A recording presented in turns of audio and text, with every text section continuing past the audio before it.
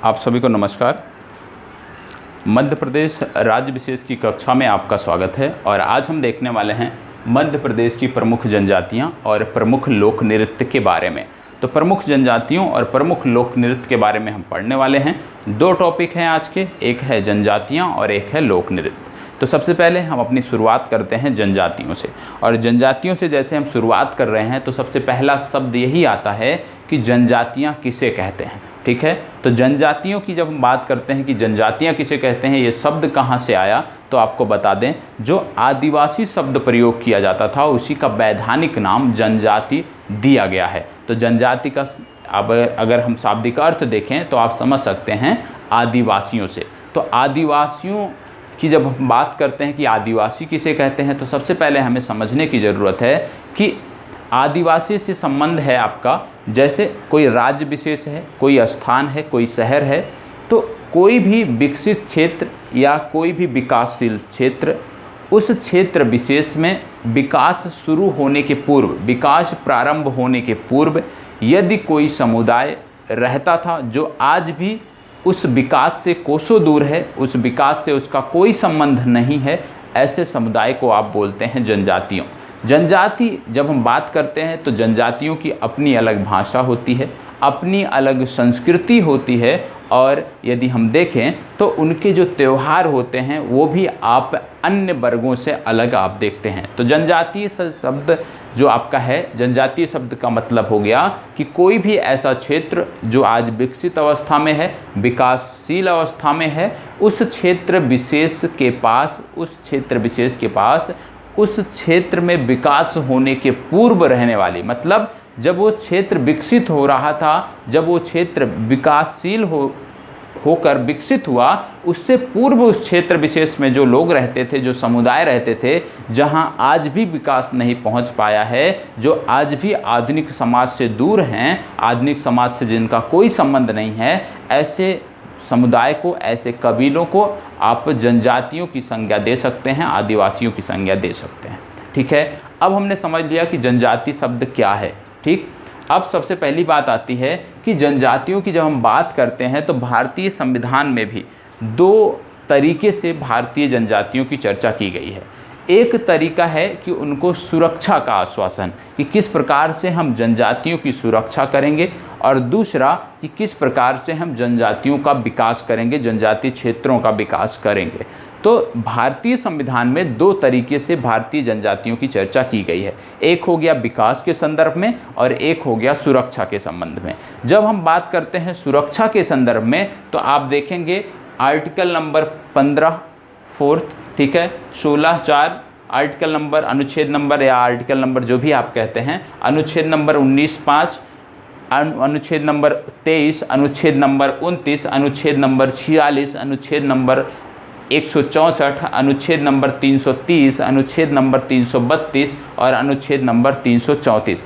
इनमें क्या बात की गई है? इनमें जनजातियों के सुरक्षा से संबंधित प्रावधान किए गए हैं, सुरक्षा से संबंधित चर्चा यहाँ पर की गई है। इसके बाद जब बात हम करते हैं जनजातीय क्षेत्रों में विकास से, तो विकास से संदर्भित जो भारतीय अनुच्छेद में, भारतीय संविधान में प्रावधान किए गए हैं वो हैं अनुच्छेद 275(a), अनुच्छेद 339(b). इसके माध्यम से किस प्रकार से हमें जनजातीय क्षेत्रों में विकास करना है उसकी चर्चा की गई है। अब कुछ चीज़ें और आपको जो पता होना चाहिए, जैसे जब हम बात करते हैं जनजातीय की, तो एक तो राज्य विशेष की हम बात कर रहे हैं, तो हमें समझना चाहिए कि मध्य प्रदेश राज्य विशेष में जनजातियों से संबंधित मामलों का मंत्रालय जो है वो किसके अधीन है। यदि हम केंद्र की बात करते हैं तो केंद्र सरकार में जनजातीय से संबंधित मामलों का मंत्रालय किसके अधीन है। जब हम बात करते हैं केंद्र सरकार के अंतर्गत, तो जनजातीय मामलों का जो मंत्रालय है उसके प्रमुख हैं अर्जुन मुंडा, और इनकी जो आप समझते हैं संसदीय क्षेत्र है वो है खूंटी। और साथ साथ ये भी आपको जानना चाहिए कि अर्जुन मुंडा जो हैं ये भारतीय तीरंदाजी संघ के प्रमुख भी हैं।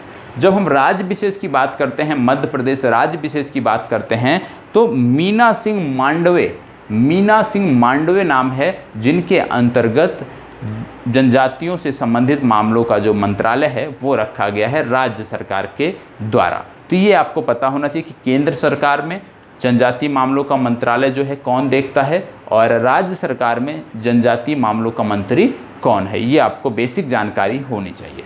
अब हम बात कर लेते हैं एक एक करके जनजातियों की। तो जनजातियों की जब हम बात करते हैं तो सबसे पहले जो हम जनजाति देखते हैं वो हम देखते हैं भील जनजाति के बारे में। भील जनजाति की बात जब हम करें तो आपको बता दें कि भील जनजाति मध्य प्रदेश की सबसे बड़ी जनजाति है, और सबसे बड़ी जनजाति होने के साथ साथ इसके कुछ क्षेत्र हैं वो आपको पता होना चाहिए। जब हम जनजातियों के बारे में पढ़ते हैं तो बहुत सारी जनजातियां हैं जो 1 से 2 जिलों में संकेंद्रित हैं, 4 जिले में संकेंद्रित हैं।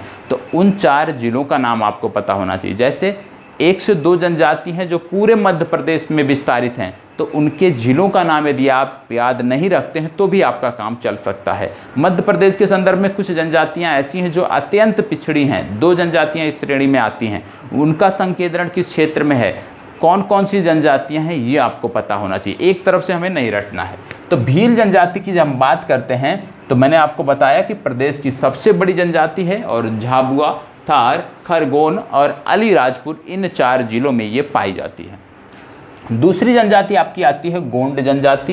गोंड जनजाति की जब हम बात करते हैं तो सभी जिलों में इसका संकेंद्रण पाया जाता है, सभी जिलों में इसका विस्तार पाया जाता है, लेकिन छिंदवाड़ा, बालाघाट, मंडला और डिडोरी ये 4 जिले हैं जहां प्रमुखता से इनका घनत्व जो है वो ज़्यादा है, प्रमुखता से इनकी जनजाति से संबंधित लोग निवास करते हैं। इसके बाद आती है बैगा जनजाति। बैगा जनजाति की यदि हम बात करें तो बैगा और सहरिया 2 ऐसी जनजातियां हैं मध्य प्रदेश के संदर्भ में जो अत्यंत पिछड़ी हैं। कौन कौन सी? बैगा और सहरिया। तो बैगा और सहरिया के बारे में आपको पता होना चाहिए कि अत्यंत पिछड़ी जनजाति हैं।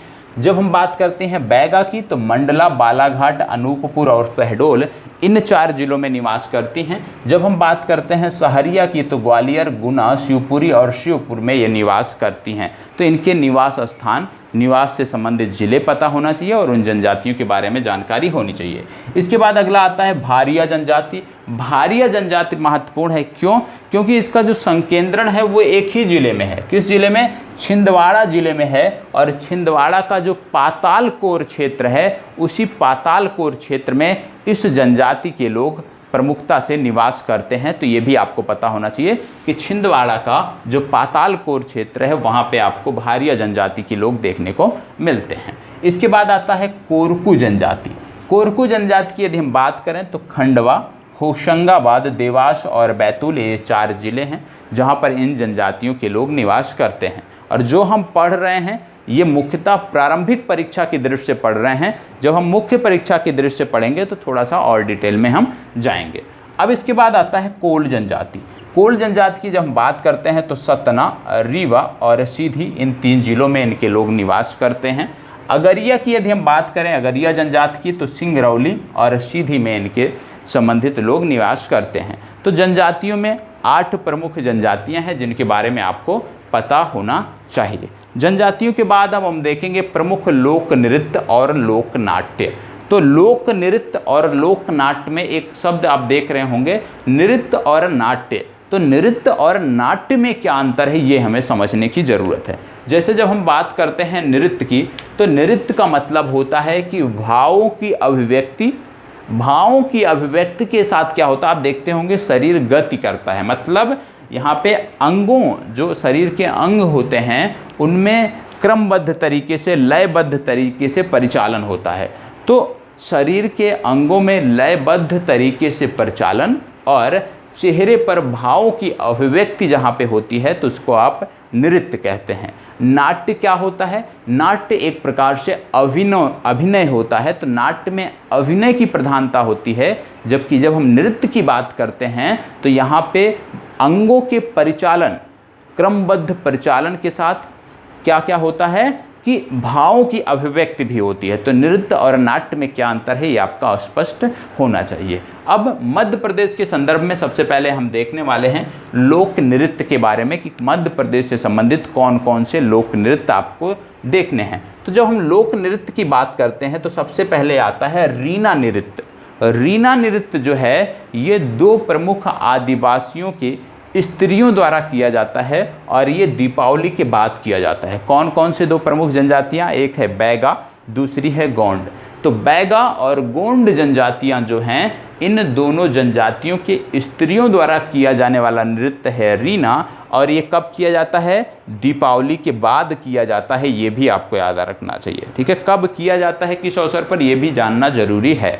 तो रीना नृत्य बैगा और गौंड जनजातियों द्वारा किया जाता है, इनकी स्त्रियों द्वारा, और ये दीपावली के बाद किया जाता है। दूसरा आपका है, इसी में जब हम बैगा की बात कर रहे हैं तो बैगा जनजातियों द्वारा एक नृत्य किया जाता है जिसको बोलते हैं बलमा नृत्य। तो जो बलमा नृत्य है बैगा जनजातियों वाला, इसमें क्या होता है, प्रेम प्रसंग पर आधारित ये नृत्य होता है। किसके द्वारा किया जाता है? बैगा जनजाति द्वारा। तो बैगा जनजातियों से संदर्भित दो नृत्य हमने देखा। पहला हमने देखा रीना नृत्य जो बैगा जनजातियों की स्त्रियों द्वारा किया जाता है। दूसरा हमने देखा बलमा नृत्य जो प्रेम प्रसंग पर आधारित है और पुरुषों द्वारा किया जाता है। इसके बाद हमने देखा गौंड जनजातियों से संदर्भित, तो हमने देखा रीना नृत्य को जो है गौंड जनजातियों की स्त्रियां भी करती हैं। और गौंड जनजाति, इसके अतिरिक्त एक नृत्य होता है गोंचो, तो गोंचो नृत्य भी गोंड जनजाति के आदिवासी करते हैं। ठीक है, इसके बाद अगला नृत्य आपका आता है चटकोरा नृत्य। और ये जो चटकोरा नृत्य है इसको कोरकू आदिवासियों द्वारा या कोरकू जनजातियों द्वारा किया जाता है। तो आपको ये भी याद रखना है कि चटकोरा नृत्य कोरकू आदिवासियों द्वारा या कोरकू जनजातियों द्वारा भी किया जाता है। अगला आपका आता है भगोरिया नृत्य। भगोरिया नृत्य की जब हम बात करते हैं, ये भीलों द्वारा किया जाने वाला नृत्य है। भील समुदाय जो है मध्य प्रदेश का, वो भगोरिया नृत्य करता है, ये आपको पता होना चाहिए। और ये इसलिए भी याद रखना है क्योंकि भील मध्य प्रदेश की प्रमुख जनजाति है, इसलिए भी हमें इसको याद रखना है। इसके बाद आता है मटकी नृत्य। मटकी नृत्य की यदि हम बात करें तो मालका का एक नृत्य है जिसको मटकी नृत्य कहते हैं। फिर अगला आता है बार नृत्य। बार नृत्य जो है ये कंवर आदिवासियों द्वारा किया जाता है या कंवर जनजातियों द्वारा किया जाता है, ये आपको पता होना चाहिए।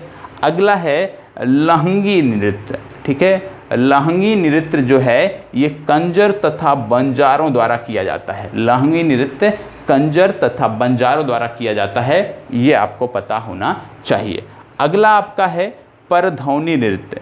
परधौनी नृत्य की जब हम बात करें तो बारात की अगवानी, जब विवाह का अवसर होता है तो उस समय बारात की अगवानी के लिए ये नृत्य किया जाता है, परधौनी नृत्य, ये आपको पता होना चाहिए। इसके बाद आता है आपका कानरा नृत्य। कानरा नृत्य क्या है कि जो धोबी जाति है, धोबियों द्वारा ये नृत्य किया जाता है। मध्य भारत और बुंदेलखंड में धोबी जाति द्वारा किया जाने वाला एक नृत्य है कानरा नृत्य। इसके बाद आता है बरेदी नृत्य। बरेदी नृत्य क्या है कि जो ग्वाल जनजाति है, ग्वाल जनजाति जो है उनके जो चरवाहे होते हैं वो अपने मालिक के समक्ष इस नृत्य की प्रस्तुति करते हैं और उनको सम्मान स्वरूप उनको कुछ पुरस्कार भी मालिक के द्वारा दिया जाता है। मतलब ग्वाल जनजाति जो चरवाहे होते हैं उनके द्वारा किया जाता है अपने मालिक के समक्ष, जिसको बोलते हैं बरेदी नृत्य, ये भी आपको पता होना चाहिए। तो नृत्य से संबंधित जो जानकारियाँ थी लोक नृत्य मध्य प्रदेश के, वो आपकी संपूर्ण हुई। अब आपके बचे हैं लोक नाट्य। लोक नाट्य, तो अभी हमने नृत्य और नाट्य में आपको अंतर बताया था, अब हम लोक नाट्य के बारे में देखने वाले हैं। लोक नाट्य में सबसे पहला आता है माचा।